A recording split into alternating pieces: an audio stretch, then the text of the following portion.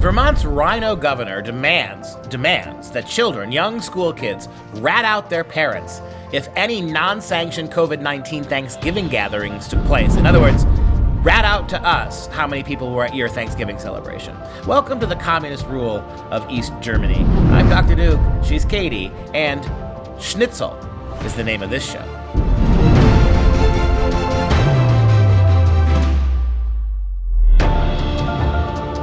Hello, everyone, and welcome to the Dr. Duke Show, the only program on the internet or the internets that keeps you educated on the craziness impacting K-12 classrooms and college campuses around the world. As you can see, I've got my Freedom Tumbler. Look, here's what we're doing. We have the Patriot Club. It's the Pat Riot Club, named after one of my students who read the word patriot actually as Pat Riot. To honor the genius of the American school kid, we've created the Pat Riot Club. All you have to do is go to patriotclub.us, that's patriotclub.us, to make a one-time tax-deductible donation, and we will ship your tumbler right to you. All right, Katie joins us now with a look at the health of the Republic. Ho, ho, ho, 'tis the season for the left to put out their Christmas wish list, even though they're the ones saying Christmas is canceled.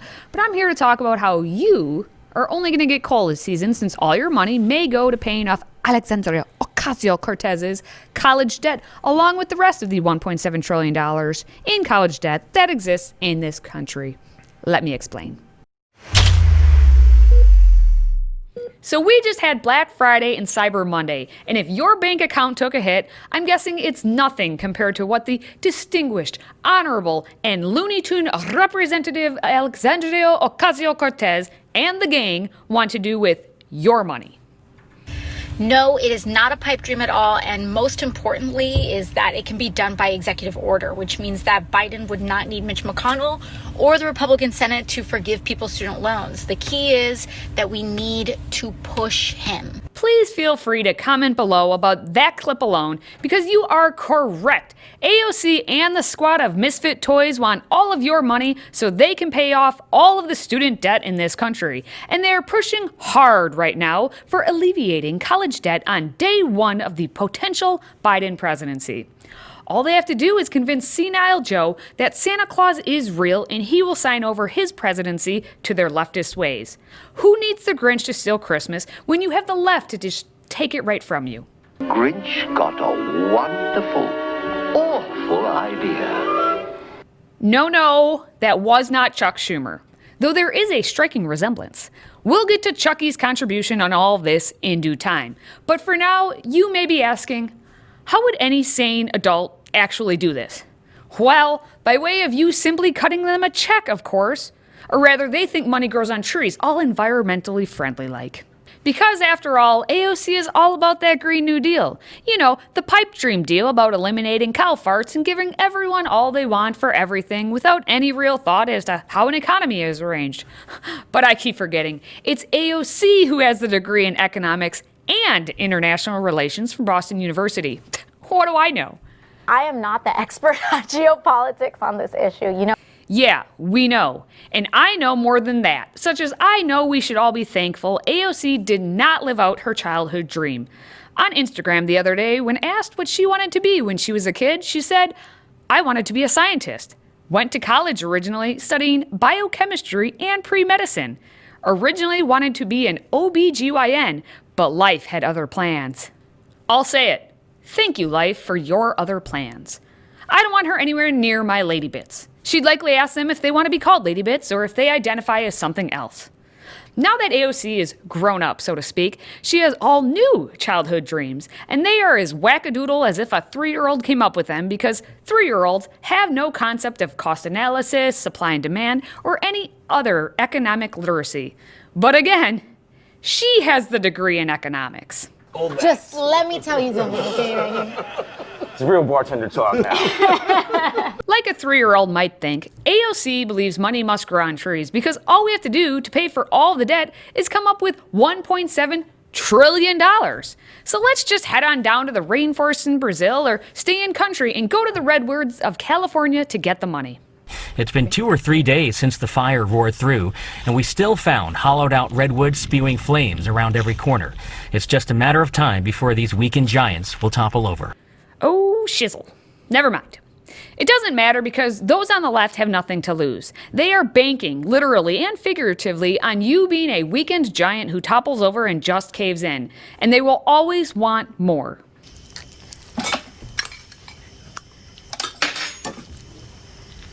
More. More. And like cockroaches, they will never cease to exist to bug the living crap out of you.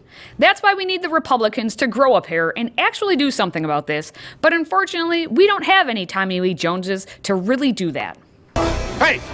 Hey, Bud! Wait a minute, I'm talking to you. You know how many of your kind I've swatted with a newspaper? You're nothing but a smear on the sports page to me, you slimy, gut-sucking, intestinal parasite! I would pay all of my pennies, the ones I don't have to pay back in student loans because I actually worked during college, paid my tuition, and didn't rely on the teats of the government. Those pennies, I would give them to any member of Congress who had the nads to be like Tommy Lee Jones. I'll just wait over here for that to happen. On the note of cockroaches, Senator Chuck Schumer, one of the oldest depravities of the Democratic Party and the Senate Minority Leader, is backing this cancel college debt program too. Schumer and Elizabeth Warren have to get on board with the squad and seem hip so as not to break their own. And why wouldn't they support this? They're worth millions, so it really doesn't affect them. And in the grand wisdom of AOC, canceling all the debt will be a major boost for the economy because she claims entire generations are holding off buying homes, starting families, launching businesses, and building a foundation because of the unconscionable debt hanging over them. Cancellation will free so many people to further participate in our economy in meaningful ways.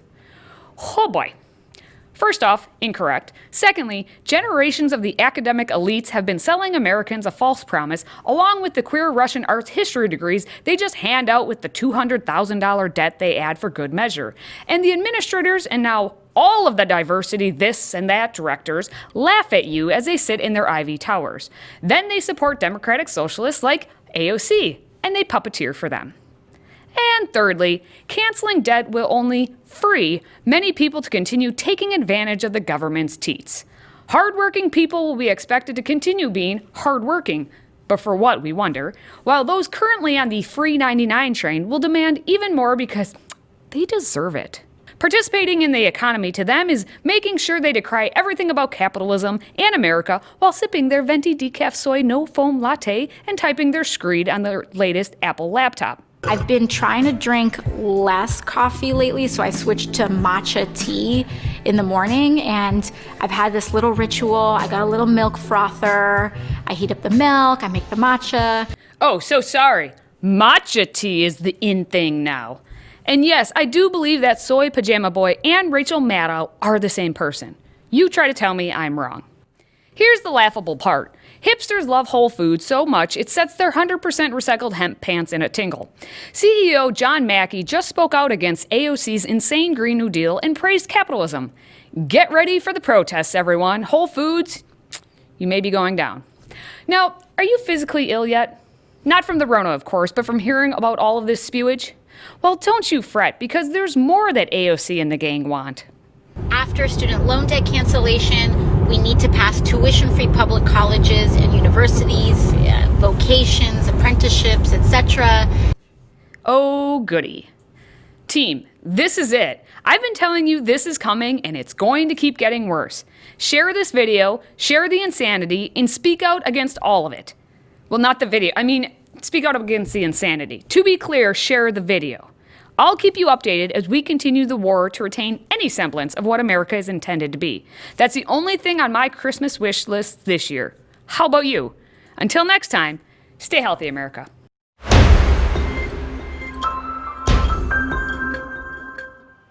Okay, joined now by Alex Newman, our international correspondent. Alex, thanks for joining us, as usual. Thanks for having me, Duke. Great to be with you. So this is a big story we've got. It's an important story. It shows you how far down the Orwellian rabbit hole we've gone. But I first want to start to say that when I read your story, I was stunned to learn, I did not know, stunned to learn, that Vermont had a Republican governor. Now, explain to me first, before we even begin, how un-Republican a Republican do you have to be to actually be elected governor of Vermont? I mean, how many ways would you have to have betrayed Republican politics to actually become the governor of Vermont.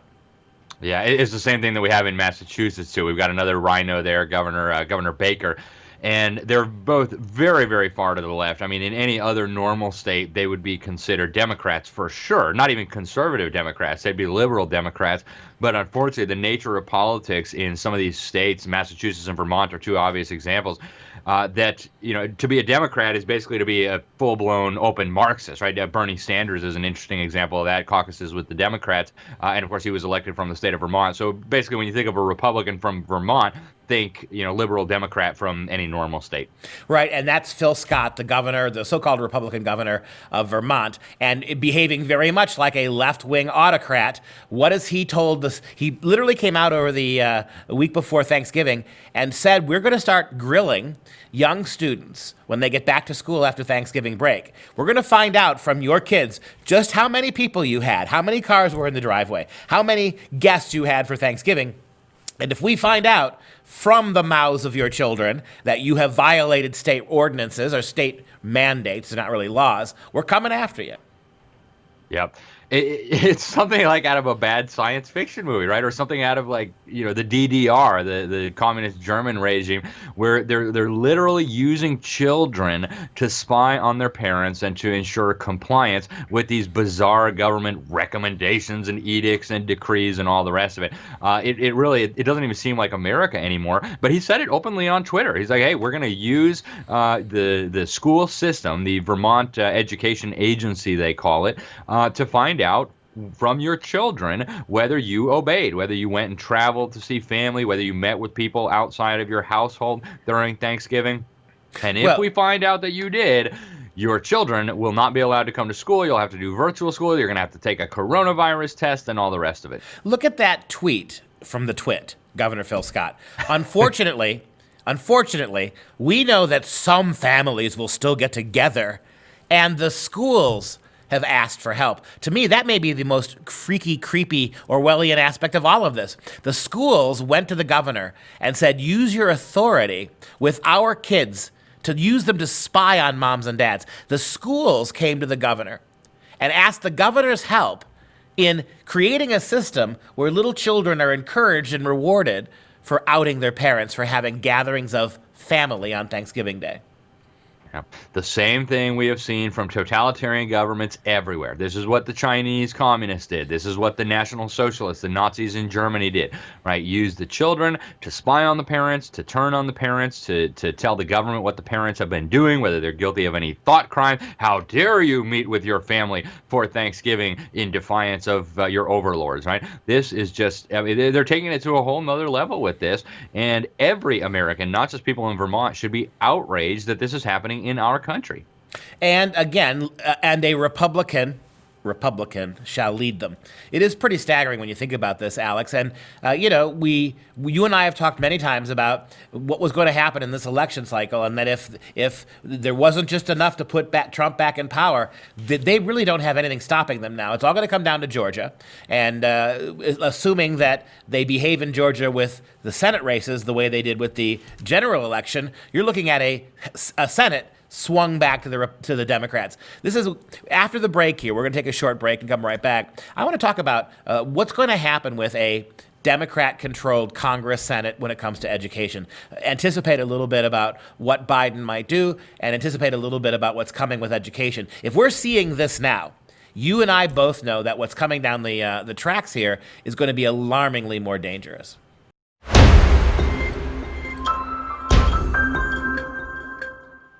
Back again with Alex Newman, our international correspondent, and we talked before the break about this really disturbing situation in Vermont, where the so-called Republican governor Phil Scott is partnering with schools to get children, little school children, to out their parents, to get kids to talk, to confess to the school administrators if mommy had too many friends over for Thanksgiving, if daddy and mommy had too many family members eat and meet a family meal together.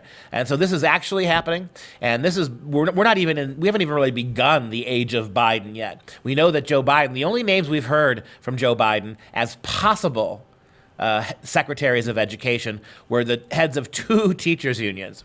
So you're going to literally put now a teachers' union boss in charge of the Department of Education. It's safe to say that every single move back to sanity made under the Trump administration is going to be eradicated from day one. Yeah, I'll start off by putting in a caveat. I am not yet convinced that Biden will ever see the inside of the White House. And we'll have to see what happens with that. I think there are still several paths to victory for Trump. But if a nightmare scenario, he does get inaugurated, I think we can expect a cataclysm when it comes to education that would make what we've seen before, including the Common Core under Obama, look very mild and tame by comparison. Now, with that said, there is a Moab coming, mother of all bombs, coming to expose one of the major teachers' unions. And if this information gets out, I don't know that they will be able to recover to the point where they could have one of their people take over the Department of Education. But Biden's been pretty clear in saying that, even before talk of Biden, the government school system, under the direction from the feds, were acting as little intelligence agencies collecting information on families. We've talked about it on this show many times. They send out these CDC surveys. How does your daddy talk to your mommy? What kind of food do you have in the refrigerator? Do your parents smoke? Do they drink? Do they take illegal drugs? Right? I mean, this is like intelligence gathering using children to rat on their parents. And of course, this all goes into these big databases. And they say, oh, it's anonymized. No, it's not, right? Of course, they know who is who. But we can expect that to dramatically accelerate. And I've done a very significant investigation into where the education system is going right now, Duke, and I'll have more on that in the weeks to come. But they are moving increasingly to sideline teachers, to bring in artificial intelligence and algorithms to get all these kids basically staring at their device all day. Teachers might stay on as kind of like facilitators, glorified babysitters, but they're moving into a techno-Orwellian future for education that I think is going to shock people to the core once they see what's coming. Well, technology allows global classrooms. These will no longer be under American jurisdiction sooner or later, right? This will be all ceded to a bigger, more corporate globalism. But give us you got to give us a little tease. You can't talk about the mother of all bombs against teachers' unions without just giving us a little tease of what that might be. What kind of corruption are you suggesting is about to be unveiled about some of our teacher unions? Well, I'll say this. There was an insider who had access to a lot of information regarding one of the major teacher unions, and that information is now being prepared, and it will be released hopefully in the not-too-distant future in a major way, and it is documented with video and other sources. It's going to be a very interesting time. So let me ask you this, Alex, and I don't doubt that your information is correct, and I'm sure you and I and normal, everyday, patriotic Christian Americans will be outraged. But when was the last time an educrat was punished or paid a price for any of this? You go back through the Common Core era, everything you and I said, Alex, came true. Even facilitators for teachers, which is coming down the road, radical sex education, everything we said was going to happen is here. We were laughed at. We were told, we were said we were conspiracy theorists. We're lunatic wingnuts.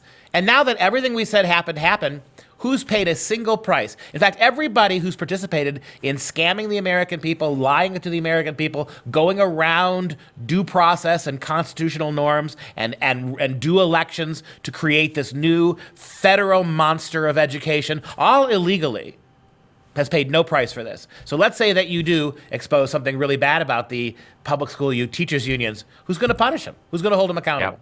Yeah. To be clear, I'm not even a small player in this expose that will be coming. I know of it. I was involved in a very minor way. But it's going to be exciting. And this, I don't think they will be able to sweep under the rug, because we're talking about actual criminal activity here that is documented. You're right. And we saw the same thing with the spying on Trump, right? Lisa Page and Peter Strzok, I figured at least they'd let the low-level guys fall on their swords. They're still running around free. But at some point, it becomes too much. I think the American people are disgusted, and I expect we're going to see some things changing in the days ahead. I hope you're exactly right, because if the Democrats stole an election and nobody really seems to care, I hope that somebody might be concerned about a student, a teachers union problem, but seems relatively small comparatively. We're dark days ahead, it seems, unless something radical happens. We appreciate your time, Alex. Again, we'll talk to you next week.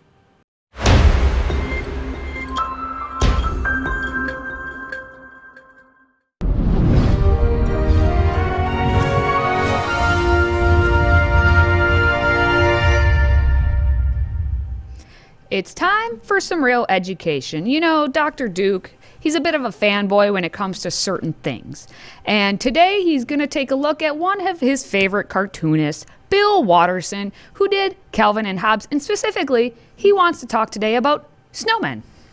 And Katie is exactly right. When it comes to certain marvels of cartooning, I am a bit of a fanboy. That's B-O-Y, not B-O-I. This isn't Thailand. Shame on you.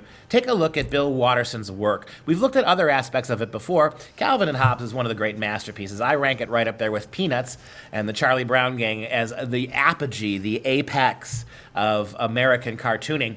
And one of the things that is so wonderful about the way Watterson draws is what he does with snow. Obviously, Watterson is a Ohio man by birth, as am I, and there's a lot of snow, particularly up in northern Ohio. And Charles Schulz grew up in Minneapolis, the Minneapolis area, obviously in Minnesota, where there was a lot of snow. And I'm always just incredibly enchanted about how, with simple little black pens, nothing more, just a simple black pen, sketching pen, you get these wonderful snow contexts. Take a look at Calvin's father as he gets out of the car. First, notice how the car itself is covered in a blanket of snow, the roof of the car. That very subtle. Notice that the walkway that he walks on while he's wearing his galoshes, the snow encroaches a little bit. Then take a look at the snowmen. What Watterson does with snowmen over the course of the Calvin and Hobbes run is really amazing. In this instance, you have fairly traditional snowmen, but they form a kind of ambassadorial welcoming line. And Dad's just fuming. He knows I hate this, right? Kind of suggesting the authoritarian role that Dad takes over poor young Calvin, the long-suffering little brat. But look at some of the clever things that over the course of the run you would get. And there's little Calvin, right, walking alongside his dad. Again, Dad just gets home from work. And it's got to gall Dad, right, that Dad just spent 8 and 10 hours at work, where more or less he's an accountant, right, working with numbers, to come home and to find himself to find his son Calvin with nothing to do all day to play in the snow. It's got to kind of gall him a little bit, especially as Calvin takes every opportunity to use snow to mock his father. And the one little bubble of text here, Calvin says to his dad, "What's wrong with Easter Island? I like Easter Island." So you have Snowman, Easter Island. Then go to the next one. Mom's come out. He's been outside all day, right? And Mom's puffing away in the cold. "I don't care. We're not having an anatomically correct snowman in the front yard." Now that's something, right? I mean, you'd have to make a couple little smaller balls of snow, but I mean, could be something quite amusing. Why has nobody ever done that? Or maybe they have and we just haven't seen it. "I don't care, Calvin. We're not having an anatomically correct snowman in the front yard." And there's an interesting one. You've got his tiger friend, his imaginary tiger friend there, and you've got a typical snowman. And Hobbes, the tiger, says, "What? Hey, what does he have? Why does he have a hot water bottle on his head?" And Calvin says he's trying to commit suicide. It's a painful way to go, my friends. And then this is clever and cute, right? Over the horizon, maybe, a couple hundred yards in the distance, a little rising hill behind the Calvin homestead. And how much time must it have spent him to do that, to create this great little snow giant, this snow ogre, who looks as if he's actually peering over the horizon to a startled father. Fathers and sons, and snow, snow, snow. It is the season. All right, before we go, just a reminder that you should be keeping up with us, because we're busy little bees over here. And the best way to keep up with us and the various shows here at Freedom Project is to follow us on Parler. So go follow at Duke Pesta, at Katie, and at Freedom Project. Now, we want to take a moment to show some love to our Patriot Club members, as we do from time to time. And today, we're actually going to give a shout out to Kimberly from Bishopville, Maryland. Good job, Kimberly. Thank you for supporting the show and us. Kim, this Dr. Pfeff is on you. Wow. If you're a fan of the show, please consider a one-time tax-deductible donation to support the Patriot Club, and we're going to send you an awesome tumbler. All you have to do to sign up is visit patriotclub.us. That's patriotclub.us. Now we're going to wrap things up with the fun fact of the day. Money, indeed, does not grow on trees, despite what AOC thinks. In fact, tree pulp, like you think you got tree pulp, it's not actually used in money at all to make it. American money is actually made from a legally protected blend of cotton and linen fibers. And that's going to do it for us for this show. For Freedom Project, I'm Dr. Duke. She's Katie. Until next time, stay in the cotton, my friends.